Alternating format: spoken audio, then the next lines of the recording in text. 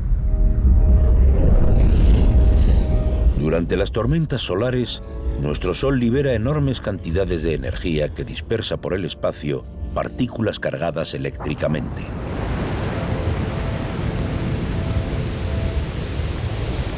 El campo electromagnético de la Tierra actúa como un escudo que nos protege de esas partículas. Es lo que se ve en la aurora polar.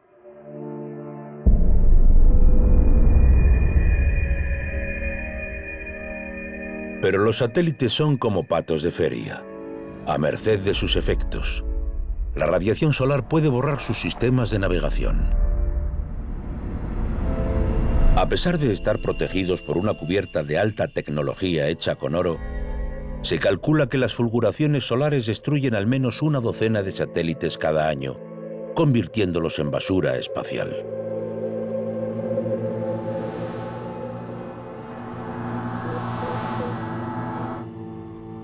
El espacio es un lugar vacío con desechos que se quedan ahí, en movimiento. Eso provoca dos problemas muy concretos. El primero es que cuando llegan ahí se quedan durante mucho tiempo. Un objeto a una altitud de 950 metros, por ejemplo, puede mantenerse durante más de 1000 años. Y el segundo es que, como están en órbita, van a velocidades de 29.000 kilómetros por hora. La probabilidad de estrellarse contra algo en ese tiempo es realmente alta. Hasta 2007, los expertos contabilizaron unos 12.000 fragmentos grandes entre esa basura. Pero desde entonces hay dos causas que han hecho que la situación empeore. Una implicó el satélite ruso Cosmos 2251, que empezó a funcionar mal mientras estaba en la órbita baja terrestre. Los rusos perdieron el contacto con él y fueron incapaces de sacarlo de su órbita para dirigirlo hacia la Tierra. En una trayectoria perpendicular a la misma altitud, un nuevo satélite norteamericano llamado Iridium 33 estaba en órbita.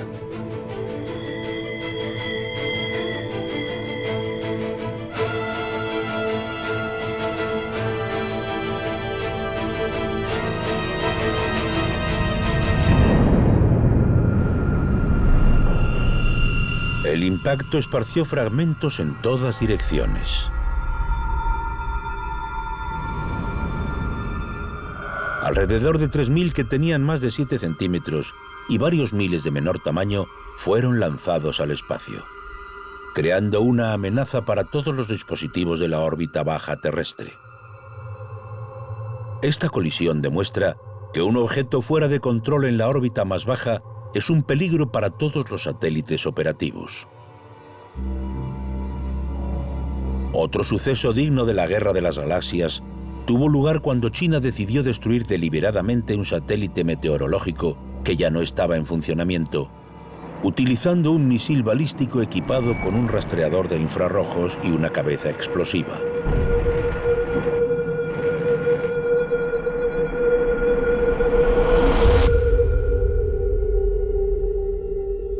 Fue una arrogante demostración de fuerza de las autoridades chinas sin tener en cuenta las consecuencias. Todo el mundo habla de esta prueba china para demostrar que es posible forzar una colisión. Fue hecha a propósito y fue la causa principal del tipo de riesgos que corremos actualmente.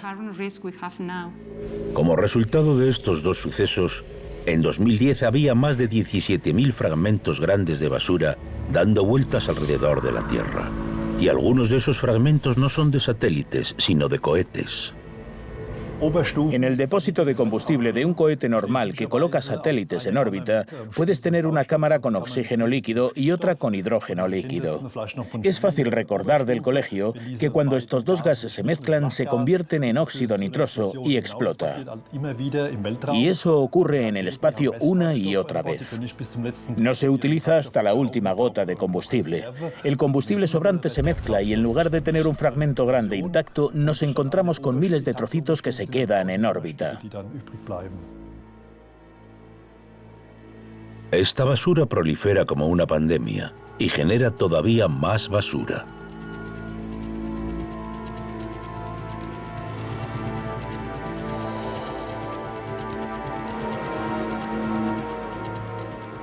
Este fenómeno recibe el nombre de síndrome de Kessler.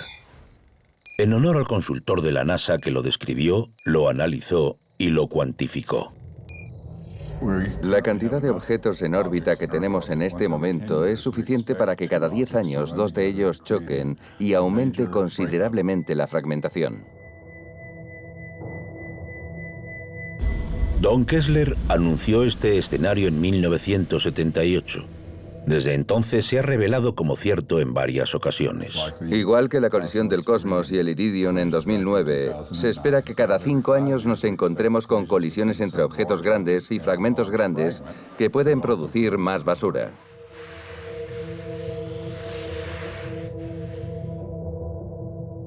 Don Kessler también predijo que las colisiones tendrían un efecto de cascada, y cada colisión aumentaría las posibilidades de más colisiones. El problema ocurre cuando un objeto impacta contra un satélite y provoca una dispersión muy numerosa de partículas, sobre todo de partículas pequeñas. Como van a velocidades tan rápidas, pueden dañar naves espaciales. Eso, a su vez, provoca cientos de fragmentos más pequeños que chocarán a su vez con otro satélite y lo romperán. Lo que se produce es un efecto en cascada.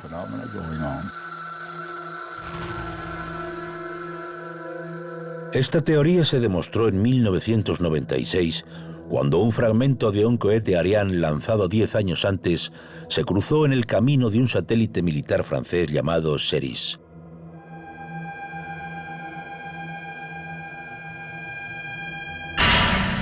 El golpe produjo que CERIS se desestabilizara a unos 3 metros y quedó fuera de control. Y así se extiende la pandemia. Los satélites no operativos y los restos de los cohetes han creado nubes de basura que viajan alrededor del planeta a 29.000 kilómetros por hora, creando más y más basura.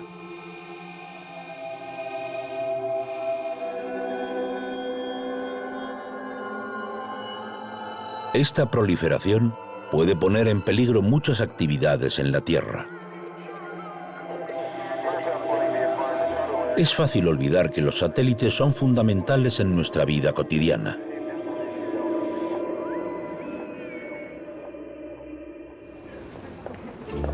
Usamos nuestro teléfono móvil para buscar un lugar, saber cuánto tardaremos en llegar y cuál es la mejor ruta para llegar. Cuando estamos de viaje y sacamos dinero de un banco, podemos estar utilizando satélites de telecomunicaciones para comunicar un banco en Estados Unidos con nuestro banco en Europa. Es difícil imaginar la vida sin teléfonos inteligentes, tarjetas bancarias o sistemas GPS. Actualmente no podríamos vivir sin satélites. Y la proliferación de basura espacial está poniendo en peligro esos servicios de los satélites que se diversifican constantemente.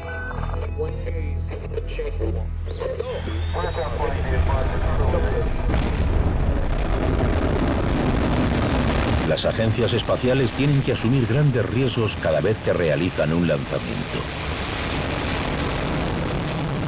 incluyendo la Agencia Espacial Europea. Si esperamos a que llegue el momento en que todo esté vacío, eso implicaría que no podríamos realizar ningún lanzamiento. Así que, aunque sea difícil de creer, lo estamos haciendo a pesar de las posibilidades de chocar con algo. Si no lo hiciéramos así, nunca tendríamos luz verde para un lanzamiento. El riesgo actual está demostrado y calculado. Las posibilidades de perder un satélite son del 5%. Un porcentaje del riesgo se refiere a recibir el impacto de algún resto de basura. Hay componentes muy complejos que pueden romperse, haciendo que el satélite quede inservible. Pero las posibilidades de perder un satélite alcanzan rápidamente el 10 o el 20% al aumentar la basura orbital.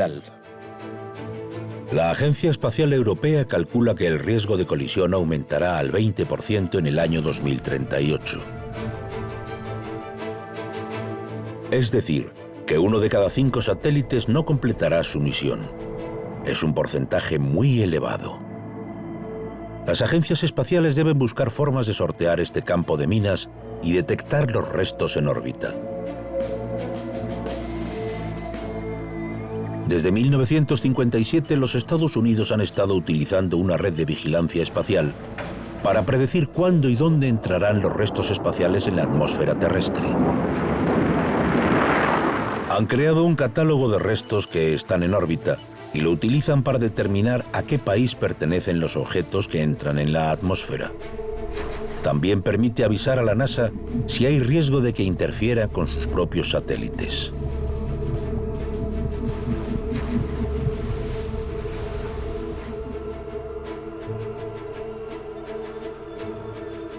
A lo largo del tiempo, al multiplicarse los objetos artificiales en órbita, este sistema se ha mejorado y se ha informatizado.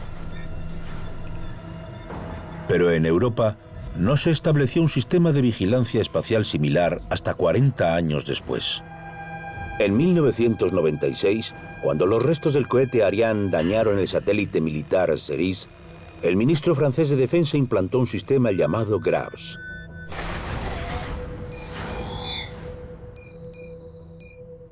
El sistema Graves, una red de vigilancia espacial, es nuestro principal sensor y nos permite detectar objetos en órbita entre 400 y 950 kilómetros de altitud, siempre que sean lo suficientemente grandes como para ser detectados por el radar. Dicho de otra forma, que tengan el tamaño de una lavadora. Para detectar satélites en órbita a 950 kilómetros sobre Francia, incluso en días nublados, el sistema utiliza un determinado radar que hace cálculos en tiempo real para seguir y anticiparse a las trayectorias de miles de satélites. El sistema Graves fue capaz de detectar unos 30 satélites espía de Estados Unidos y China que no habían sido catalogados anteriormente. Hoy en día las relaciones internacionales en el espacio son una mezcla y una extensión de las que se viven en la superficie. Dicho de otra forma, hay tanta ayuda mutua como competencia y en ocasiones enfrentamientos abiertos. Francia accedió a guardar silencio sobre los satélites espía, pero a cambio consiguió acceso al catálogo de basura orbital de Estados Unidos. Este catálogo es mucho más minucioso que la versión europea, ya que recoge objetos que solo miden 10 centímetros. Hemos conseguido manejar el problema de los objetos pequeños gracias a la colaboración entre Francia y Estados Unidos, que incluso nos proporciona información de nivel confidencial. Esta constante vigilancia espacial es muy eficiente y permite a los satélites militares y civiles evitar colisiones con la basura orbital. Si existe un riesgo, los operadores de tierra pueden mover ligeramente los satélites fuera de la órbita de colisión.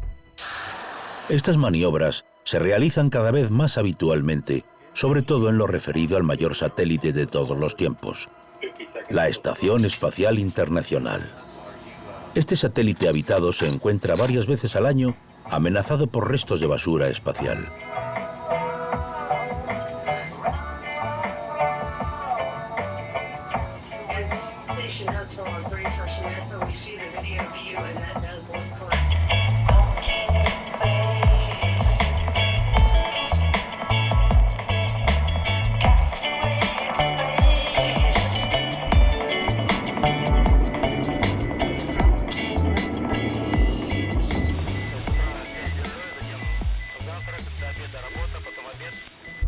Para evitar esa basura orbital que sigue una trayectoria ya identificada, la estación espacial tiene que desviarse de su rumbo.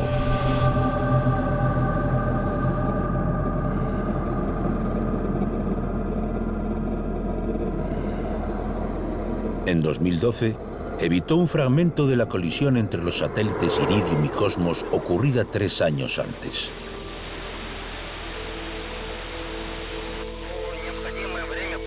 En 2014, la estación espacial tuvo que evitar 5 veces la basura espacial en movimiento. Esta amenaza constante se ha convertido en parte de la vida cotidiana de los astronautas. La estación espacial está en la ruta de colisión de un pequeño fragmento de basura espacial. Nos lo han comunicado desde Tierra. Lo saben gracias a los sistemas de radar. Para evitar el impacto, mi reloj está pitando con una alerta. Tenemos que mover la estación a una órbita superior. Para ello vamos a encender los motores durante 37 segundos. Es el único momento en que podemos percibir la sensación de aceleración mientras estamos a bordo. De repente ya no nos sentimos como si no pesáramos y la acción de los motores nos empuja hacia atrás. Vamos a empezar. Adelante.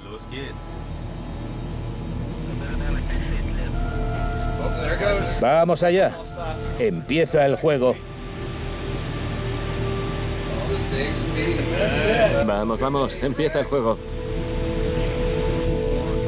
En ocasiones, los datos balísticos sobre esos restos no son exactos. En esos casos no se corren riesgos y se ordena a los astronautas que evacúen la estación inmediatamente. Se refugian en el módulo de escape que puede separarse de la estación y permite que los astronautas regresen a la Tierra.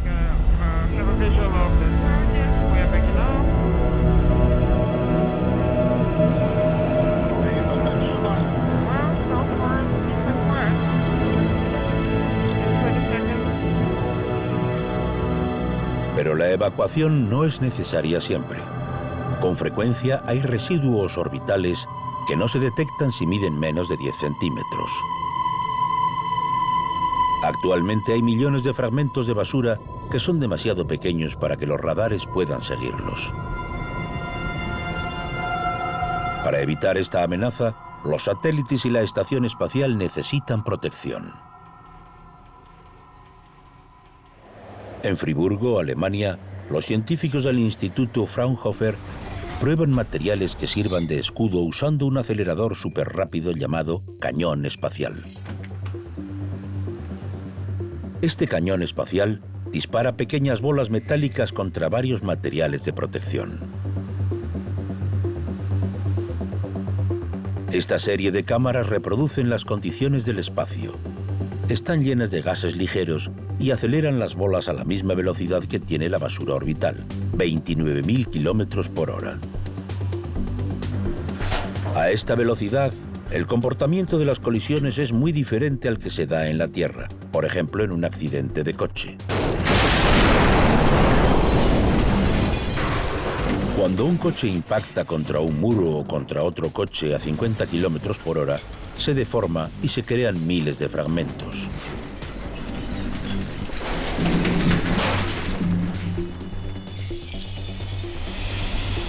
Pero a hipervelocidad, una velocidad por encima de los 10.000 kilómetros por hora, una colisión genera un fenómeno físico diferente.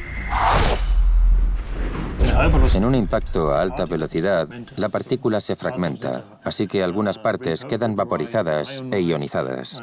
Hay otras que no pueden soportar la enorme presión posterior tras la onda del impacto. A hipervelocidad, una bola de 1 milímetro tiene más energía que una pelota de béisbol a 100 kilómetros por hora. El laboratorio está protegido por puertas reforzadas y una cámara de alta velocidad que graba a más de 1 millón de fotogramas por segundo graba el momento del impacto. Como precaución de seguridad, nadie puede permanecer en la sala mientras se dispara el cañón espacial.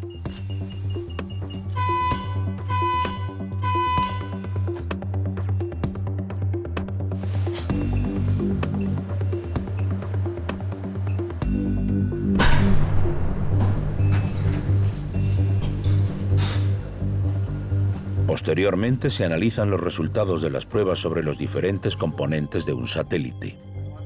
Para la Estación Espacial Internacional hemos probado varios escudos, pero también probamos sus componentes, como células solares o depósitos que se utilizan en el interior del satélite.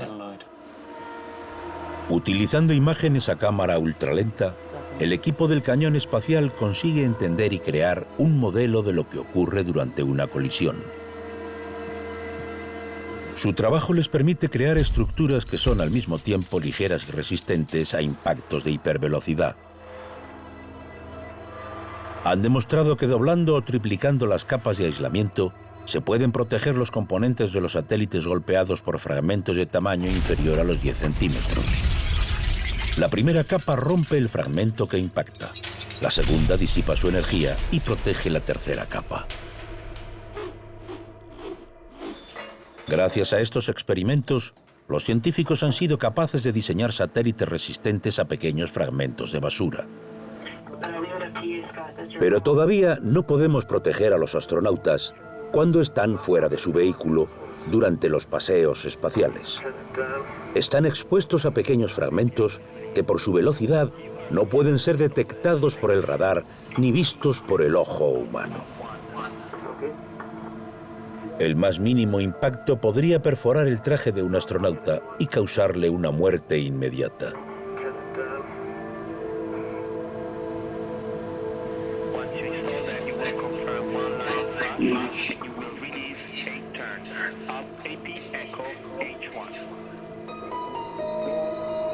Debido a este riesgo, la NASA está desarrollando robots que puedan reemplazar a los humanos para realizar tareas de mantenimiento en el exterior de la nave espacial. Aunque los robots tampoco podrían soportar el impacto de un objeto mayor de 1,5 centímetros.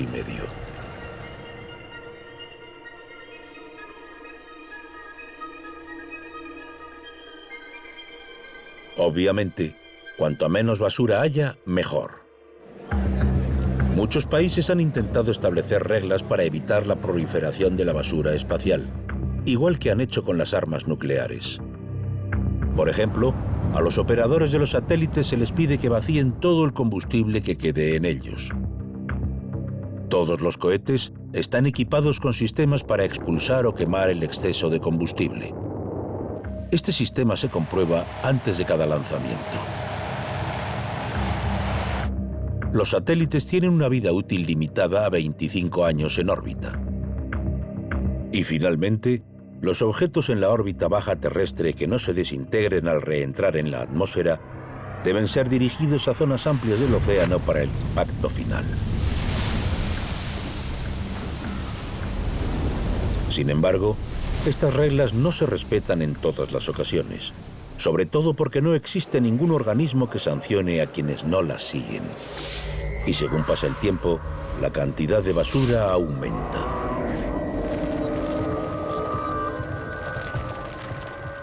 Estamos generando restos espaciales más rápidamente de lo que podemos limpiar la atmósfera. A esto lo denominamos un entorno no sostenible.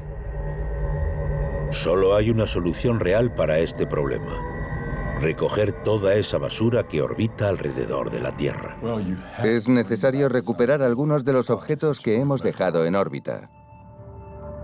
Basándose en la idea de las cuotas de contaminación, se trata de que cada país financie la eliminación de su propia basura. Desde 2013, los ingenieros aeroespaciales han creado una nueva profesión: basurero espacial. La idea es crear sistemas robóticos que puedan manejar grandes piezas de basura y enviarlos a un incinerador, la atmósfera terrestre.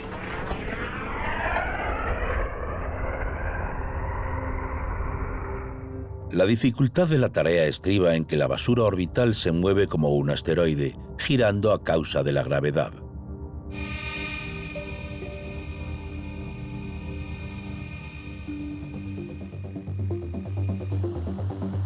Laboratorios de todo el mundo están preparando satélites robotizados que puedan capturar la basura y sacarla de la órbita. En eso están trabajando en el proyecto Eliminación de Residuos en el Centro Espacial de Surrey, en Inglaterra. En una misión real tienes que manejar un objeto que no te lo pone fácil porque puede que esté girando. Los ingenieros aeroespaciales utilizan terminología técnica, pero su proyecto parece más bien un juego de niños. Una de las tecnologías que usamos en nuestra misión es el arpón. Parece extraño, pero el equipo está desarrollando un arpón capaz de engancharse a una pieza de basura para arrastrarla hacia la atmósfera. En nuestra misión para recoger basura, lo que hacemos es probar el efecto del impacto del arpón sobre un objetivo, una placa. El equipo todavía está en una fase experimental, probando un arpón en miniatura sobre un objetivo estático. Primer intento. 3, 2, 1, ignición. Fallido. El arpón no ha salido de su vaina a causa de un problema electromagnético. Segundo intento. Esperamos que el arpón impacte exactamente donde queremos que impacte. 3, 2, 1. Ignición. Ha fallado de nuevo. Si el arpón no impacta en el centro del objetivo, no podrá capturarlo.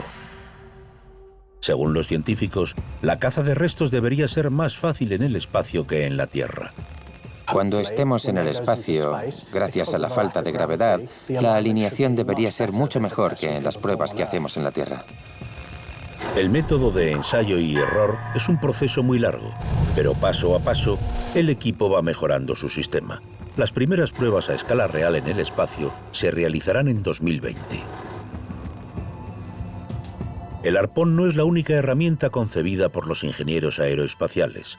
La Agencia Espacial Sudafricana, creada recientemente, en 2010, ha preparado su propia solución de limpieza y espera poder venderla más adelante.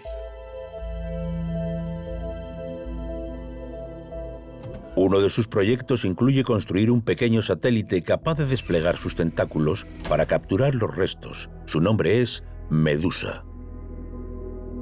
Medusa envolverá al objeto y lo arrastrará, moviéndolo hacia donde sea necesario, para que cambie de órbita, para que descienda de altitud o para llevarlo hacia la atmósfera y dejar que se desintegre en la reentrada. Otra ventaja de los satélites Medusa es que pueden ser lanzados directamente desde la Estación Espacial Internacional.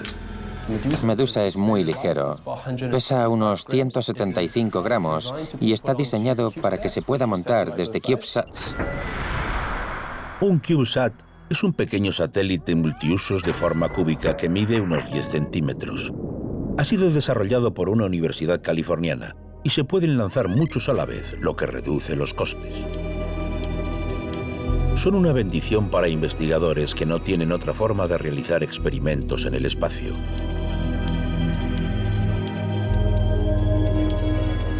Emparejado con CubeSats, un concepto ya en uso, Medusa podría ser capaz de eliminar basura durante 25 años.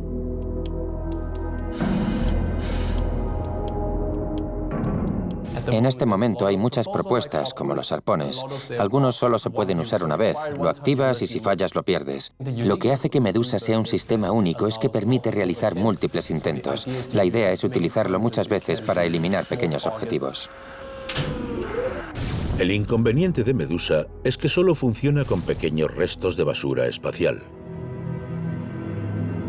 Para satélites grandes que no funcionen, es necesario usar otras herramientas, lo que abre un problema de financiación para estas operaciones. Lamentablemente, ninguna de estas soluciones está preparada para ser utilizada. Nadie está dispuesto a pagar el elevado precio para eliminar basura orbital.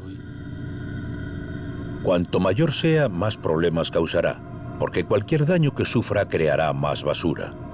El objeto no operativo más grande es el Envisat, un satélite de observación del tamaño de un autobús.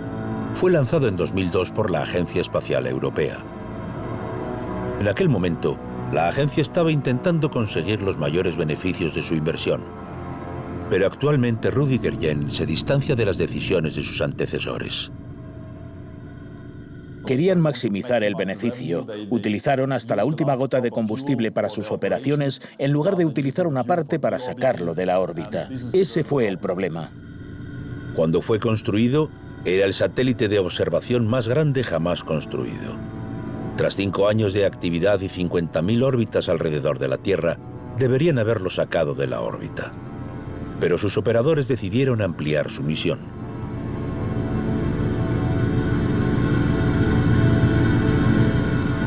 Sin embargo, 10 años después de su lanzamiento, el 8 de abril de 2012, la Agencia Espacial Europea perdió el control del Envisat. En este momento es como una bomba de relojería.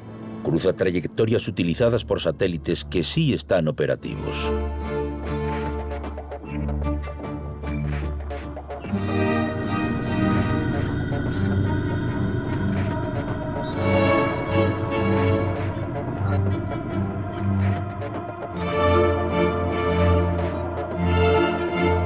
La situación es tan crítica que la Agencia Espacial Europea está preparando un ambicioso programa para sacar al Envisat de su órbita. Pensamos que lanzar una red podría ser una opción porque eso permitiría tener una conexión, una atadura con el satélite que permitiría tirar de él una vez capturado.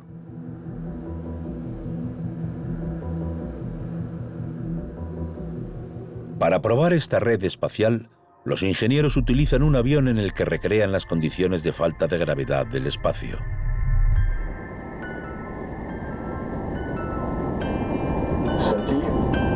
En el punto más alto de este vuelo parabólico, en forma de campana, los pasajeros y los objetos quedan libres de la gravedad terrestre durante unos segundos. Tiempo suficiente para probar una versión en miniatura de la red que utilizarán para capturar el satélite de 8 toneladas. Las pruebas han revelado que añadiendo pesos en las esquinas de la red permite capturar el cuerpo del satélite sin engancharse en su frágil panel solar. Ahora tienen que construir un satélite tractor que pueda remolcar al Envisat y conducirlo a su destino. Envisat pesa 8 toneladas. Es mucho más pesado que el vehículo que tira de él. Cuando tienes que mover algo más pesado que tú mismo, es mejor tirar que empujar. Es una situación más estable. A pesar de ser esencial para la seguridad en el espacio, este proyecto está todavía en la fase teórica, por una sencilla razón.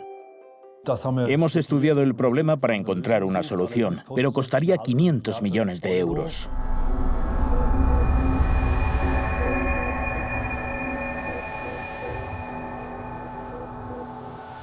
Por razones tecnológicas y económicas, todavía no hay ningún basurero robótico preparado.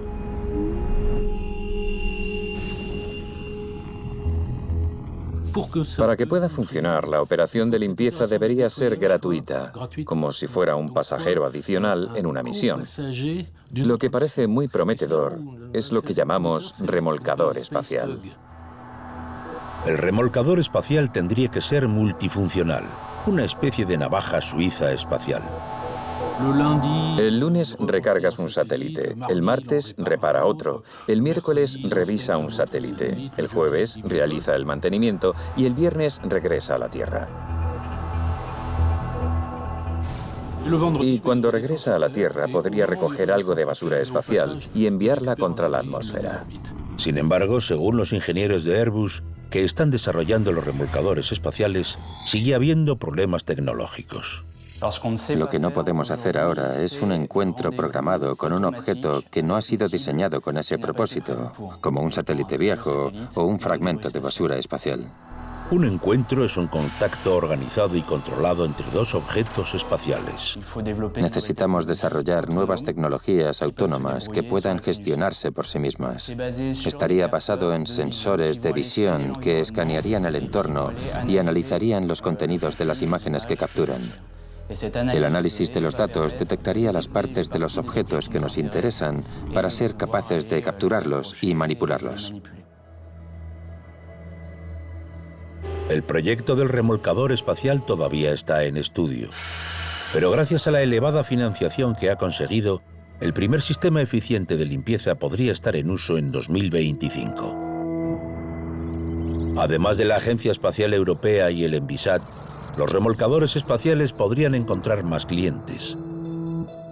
Nuevas y ambiciosas empresas emergentes tienen previsto enviar miles de satélites a la órbita baja terrestre para crear una red de Internet de banda ancha por todo el mundo. Uno de estos proyectos, conocido como megaconstelaciones, se convirtió en realidad en 2017, el proyecto OneWeb.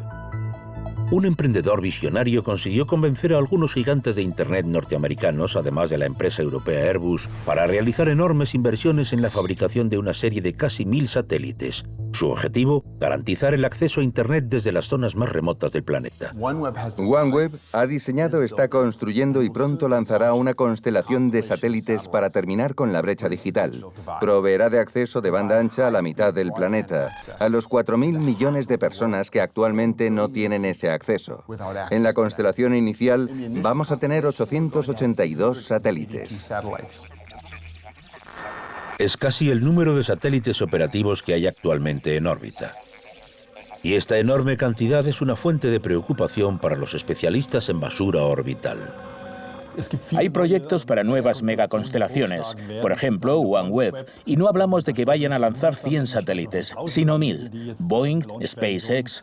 Hay muchos participantes nuevos en el mercado que tienen nuevas ideas y quieren lanzar satélites. Al final, todo se convertirá en basura espacial. Es un gran problema. ¿Hacia dónde va todo esto? Los promotores de estos gigantescos proyectos sostienen que han tomado todas las precauciones necesarias. Hay algunos asuntos sobre los que tenemos que pensar con mucho cuidado. Hay que crear algún tipo de entorno normativo para que las operaciones de los satélites se realicen de una forma coherente con el uso a largo plazo del espacio. También existe el peligro de llenar el espacio con más basura todavía. Si hay fallos, si hay satélites que se estropean, seguirán dando vueltas como basura. Esa es mi preocupación, que habrá más basura espacial. Es bien sabido que la gente va dejando residuos a su paso. Para evitar una pandemia de basura orbital, es urgente que haya normas internacionales. Todavía hay esperanza. La mayoría de las personas involucradas en la exploración espacial lo está demandando. Nos preocupa que no haya ningún organismo internacional que lo regule. Hay varios grupos pensando en regularlo y algunos países tienen diferentes ideas sobre la regulación, pero nadie está dando forma a esas ideas.